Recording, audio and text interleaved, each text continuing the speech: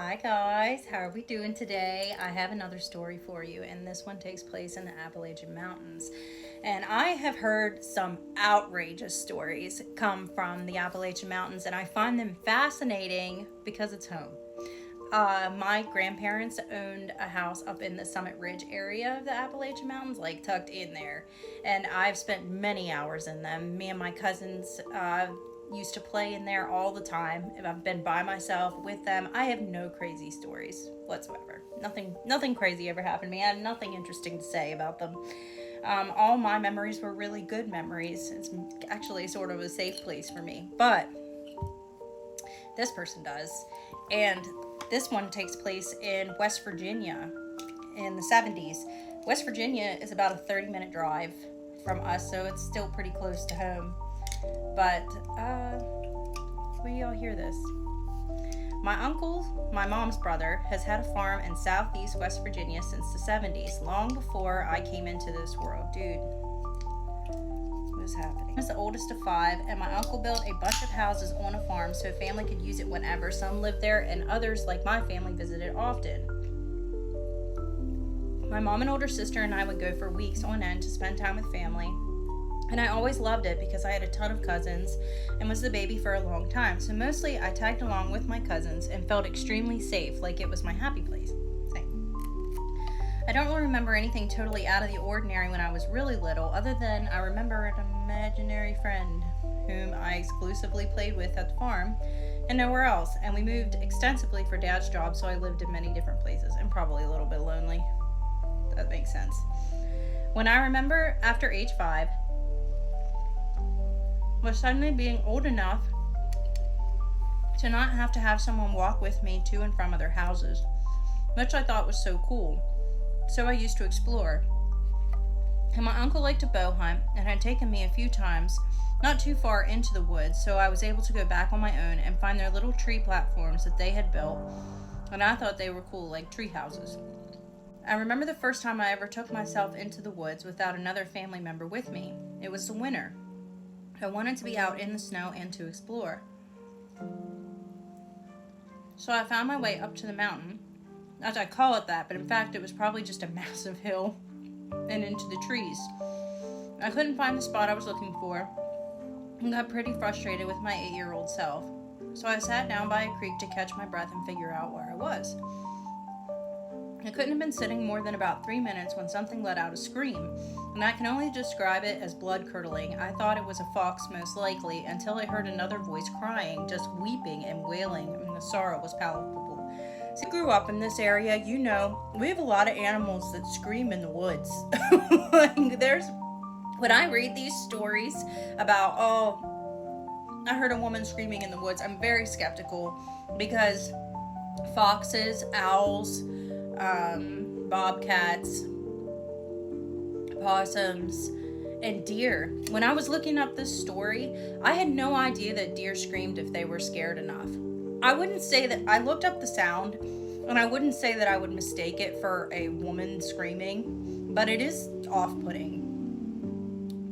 My cousins had always told stories about Appalachia, and I figured that they had followed me into the woods and were trying to scare the pants off of me for shits and giggles. I called out like, okay guys, not funny, okay, I'm going home, enough, and followed my footprints in the snow as fast as I could back to the farm. The screaming and crying didn't stop. It stayed consistent as I moved, which really made me convinced that it was my cousins. I don't think I heard words, just crying and screaming, but it wasn't pleasant. That would be a red flag for me, because a lot of the animals that I mentioned are not going to follow you. Deer, they're going to run the second they see you. An owl and a fox would follow you screaming, but it would only be enough to get you off of their territory. I wouldn't think they would follow her clear out of the woods. A bobcat, they stalk, but they don't scream unless it's like mating season. There would be no reason for them to scream and follow you. So, yeah, it's weird. So I made my way back to the main house. My uncle's house was the biggest on the property and visible from the edge of the woods, and I absolutely booked it.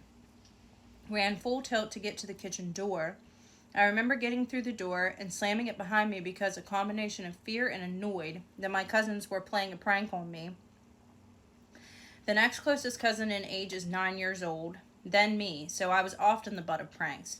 Oh, wouldn't you know that every family member was accounted for in the living room and kitchen? The older male cousins and my uncles were in the kitchen putting their snow boots and coats on to come look for me, and apparently I had been gone for several hours and they were worried. Yeah, if it's the middle of winter and it's snowing and you're 8 years old and no one's heard from you and we're in the mountains, I think yeah, several hours is concerning. I guess this is the 70s, so it's a different time, but as a mom, I am judging a little bit. Mom said I looked like I had seen a ghost. I asked if anyone had come out of the woods to look for me. They said, no, we've been looking in different houses and we're just about to come look for you because they saw my footprints head into the woods. I told them about where I went and what I heard, and my uncle, whose property it was, said, oh, shit, I think you probably ran into the witch. I'm over here thinking, oh, some crazy lady lives in the woods and I probably stumbled near her cottage. Nope.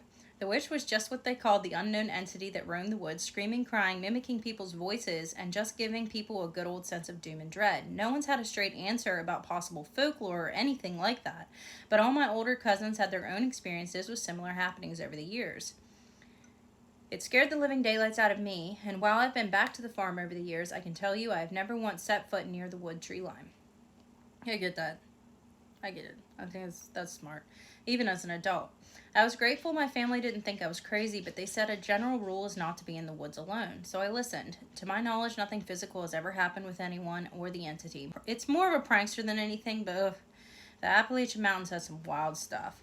I definitely remember some strange things during the week we had my aunt's funeral when I was 21, and random voices or red eyes or smoke apparitions on the wood's edge, but I never went to check them out after that one incident. I don't think I would need one incident. I don't think I would just check it out at all. Not even just like supernatural set aside. We don't mess with the woodland creatures. No. You're probably going to get bested. Edit, I should add that 100% of the family that was at the farm that trip was accounted for at my uncle's house getting ready to come look for me. So if it was anything other than something supernatural, it was not from anyone staying at the farm. Here's the thing. The Appalachian Mountains are the oldest mountain range in existence. They were a thing back when Pangea. And our mountains butted up against the Scottish Highlands. And they have their own folklore about a screaming witch in the woods. It's called a banshee. It's not a banshee. It was called something totally different. If my computer was faster, I would look it up. But it's an old hag that stays by the river and screams to make you aware of a family member's inevitable death. So, I don't know. Y'all have to let me know what you think.